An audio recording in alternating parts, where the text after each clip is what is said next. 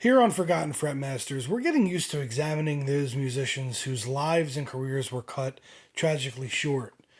Today we're going to look at what might be the most cautionary tale in rock history.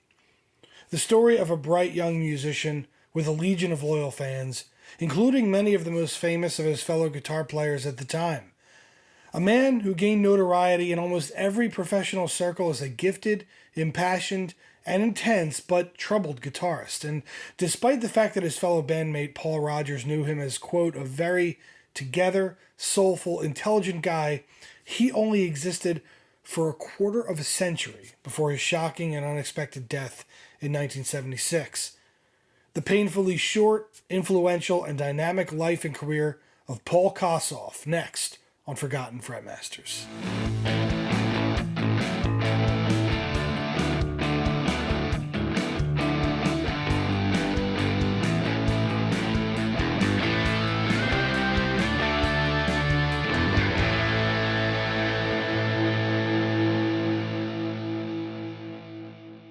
Hey friends, and thank you for joining us once again on Forgotten Fretmasters here on the Guitar Historian channel. Our subject today will be another guitarist who is frozen in time and most well known for his tour de force performance on the song All Right Now by the criminally underrated early 70s blues rock outfit called Free. Despite his heartbreakingly short career, Paul Kossoff would still find time to define the sound of the 70s rock scene, as well as becoming noted as one of the best Gibson Les Paul players ever. For my money, very, very few were able to coax a better tone out of the Les Paul than Paul Kossoff. But before we dig into it, remember to please subscribe to the channel if you like rock history content like this, and hit that like button below to let YouTube know that you think that other rock fans would like to see this. Now, on with the show. Paul Francis Kossoff was born on 14 September 1950 in Hampstead, London, to a family well versed in the arts and life in the limelight. His father was noted actor David Kossoff, and his uncle was long-serving radio DJ and presenter Alan Keith, whose given name was Kossoff. He also had family in politics. The Kossoffs were very supportive of young Paul's interest in the guitar, which had ignited around 1958 when he went to a Tommy Steele concert and fell in love with the instrument. These connections led Kossoff to taking up the guitar at the young age of 9 years old. Interestingly though, Paul's interest in the guitar would wane in his early teen years, and he would actually give it up for a few years. This wasn't until he was 15 and saw Eric Clapton play with John Mayall's Blues Breakers in 1965.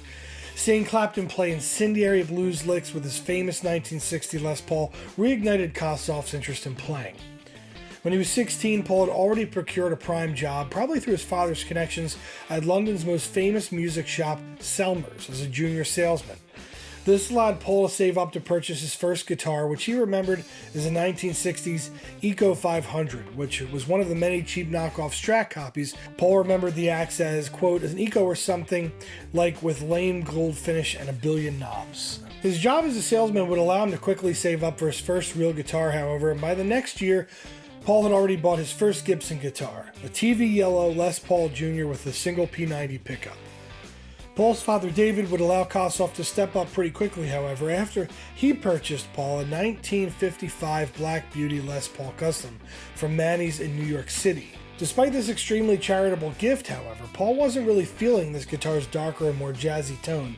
Plus, he still pined for the dual humbucker setup that he'd seen on Clapton's 1960 Burst. Thus would begin a very confusing and interesting saga on trying to track all of Paul Kossoff's many guitars.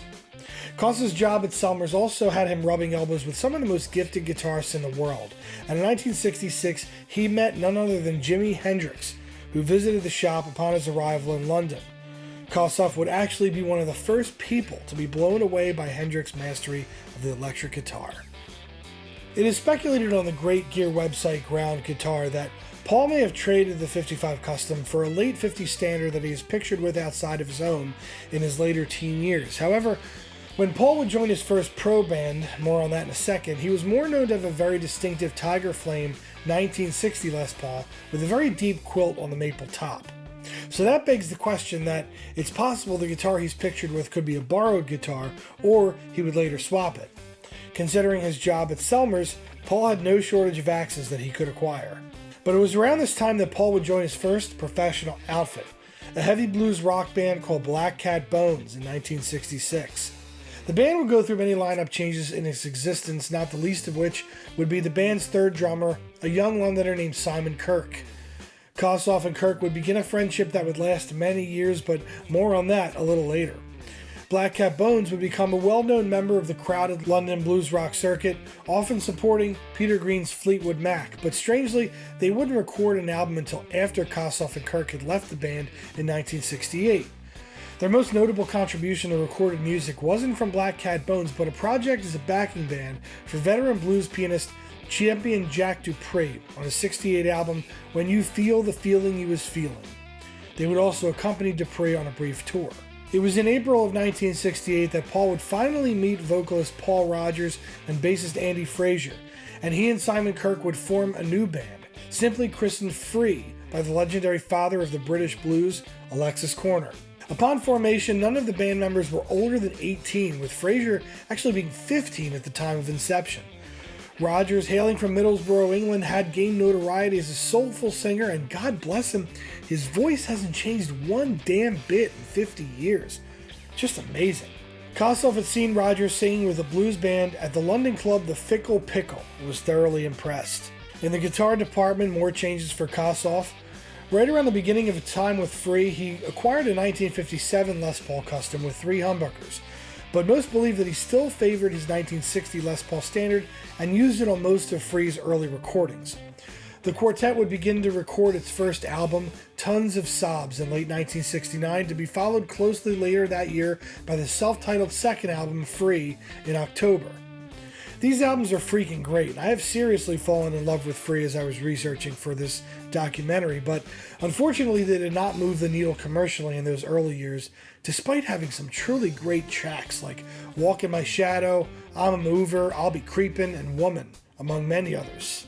Before Free would record its third album, Paul would trade his '57 Custom to one of his early heroes, Mr. Eric Clapton, who would give Paul a 1958 Dark Burst Les Paul Standard in return for the Custom. Clapton would go on to use the Custom at various times between 1968 and 1970 before he would in turn gift the guitar to Albert Lee. Kossoff would also acquire another Les Paul that he would become famous for. This one has an unknown year of birth, but was stripped down to the wood and refinished with a clear coat. Paul would use this guitar on Free's appearance on Top of the Pops and in the Isle of Wight Festival in 1970, burning the guitar into the memories of those who saw it. Interestingly, Kossoff started to become disillusioned by Free's lack of chart success and began to quietly seek other arrangements, trying out for openings in established bands like Jethro Tull and even the Rolling Stones. None of these panned out, however, and it wouldn't be until the release of Free's third album, Fire and Water, that the band would finally see some success with a smash hit, All Right Now, giving the band its only #1 hit in the UK. The song would also reach #4 in the United States. The tune catapulted Free into rock star status overnight, and their shows went from clubs to large theaters in short order. The song has remained a staple on classic rock radio right up to this very day, unfortunately being the only song that Free is remembered for. Free would record another album in 1970, a hastily recorded affair called Highway. At this point, pressures within the band were coming to a head and leading to a rift between Paul Rodgers and Andy Fraser, but another major reason for their decline was the exploding drug problem that had plagued Paul Kossoff since his mid-teen years. Kossoff had begun using hard drugs as early as 15, and his longtime friend Simon Kirke would say, quote, he clearly had a disposition. One dangerous dependency that Koss fought with was to the drug Mandrax, which is known to be a powerful sedative and hypnotic agent. You may also know it under the name Quaalude. As a result of these pressures, Free would disband in early 1971, leading the record company to put out the unofficial farewell album Free Live, which was culled from the shows in Sunderland and Croydon in separate 1970 gigs. The release would be a surprise hit, however, with the album reaching #4 in the UK album charts. After Free's untimely death, the members went their separate ways, with Kossoff and Kirke staying together to join up with keyboard player Rabbit Bundrick and Japanese bass player Tetsu Yamauchi. The album was well received musically by critics, but was met with limited commercial success due to the lack of a strong vocalist like Rodgers to hold the project together. Kirk remembers that Kossoff initially was very engaged in the recording of the album, making many strong songwriting contributions, but his drug use caused him to pass out repeatedly between takes and during the mixing process. Partly because of the remaining band members' concerns that Kossoff's declining drug problem was destroying him, they decided to reform Free in 1972 and recorded another strong effort in the album Free at Last. But Kossoff couldn't keep himself together through the subsequent tour, often showing up to gigs unable to play or not showing up at all. This came to a head when the last of Kossoff's famous Les Pauls, a burst he'd acquired sometime in the early 70s, was thrown into the air at the end of a Free concert, splitting the headstock in two. This guitar would eventually be fixed and used by Kossoff for the rest of his career, but Andy Fraser had had enough and he would quit shortly thereafter, unable to work with Kossoff's increasing unreliability.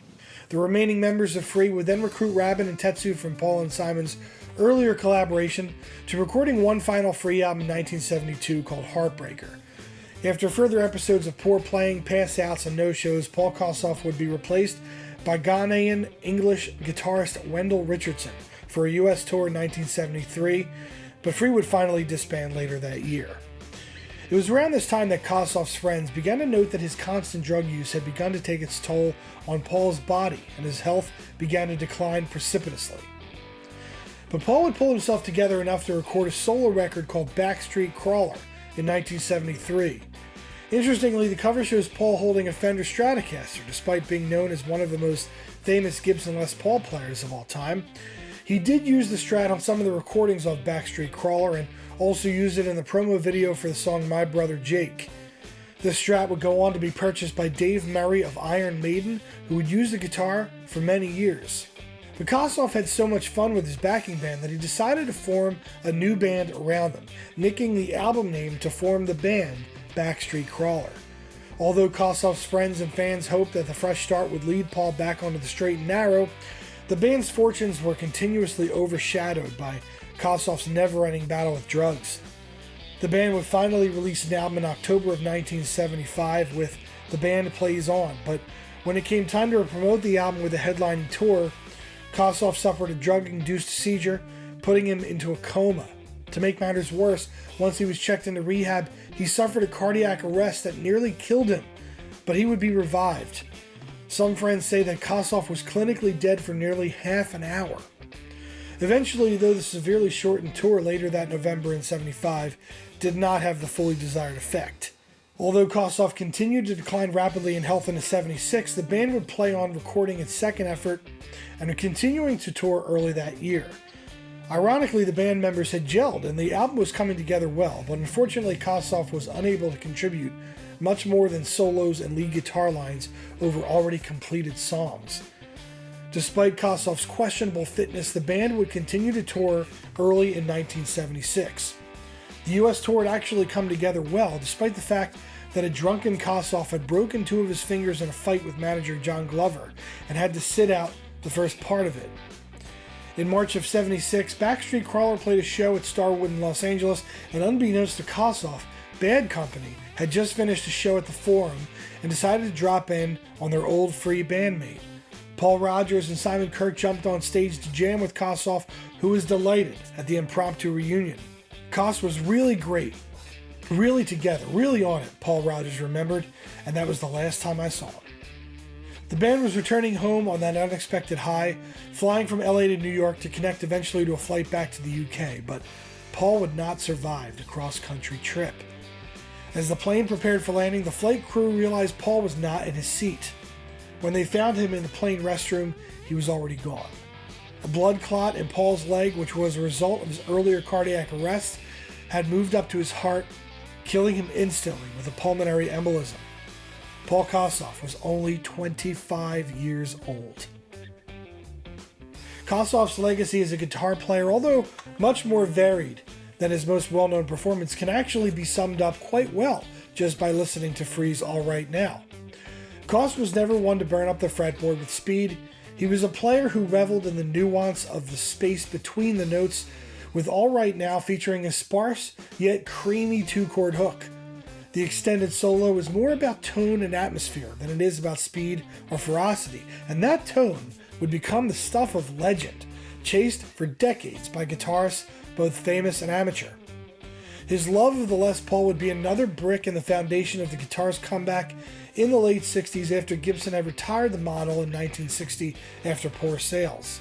Unfortunately, though, Paul's legacy as a player goes hand in hand with his prodigious drug problem and sporadic output. Those closest to Koss knew him to be a frustrating study in the life of a rock star.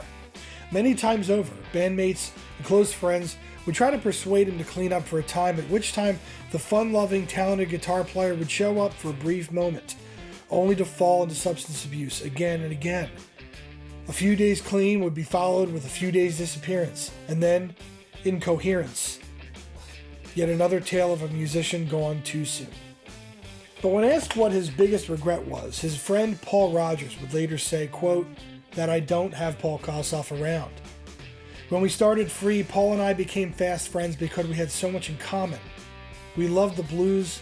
We'd go see Peter Green's Fleetwood Mac and just knock around London, just dreaming of what might be.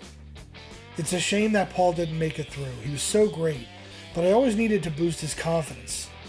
I think he was a little bit too sensitive for this business. The music business can be very harsh.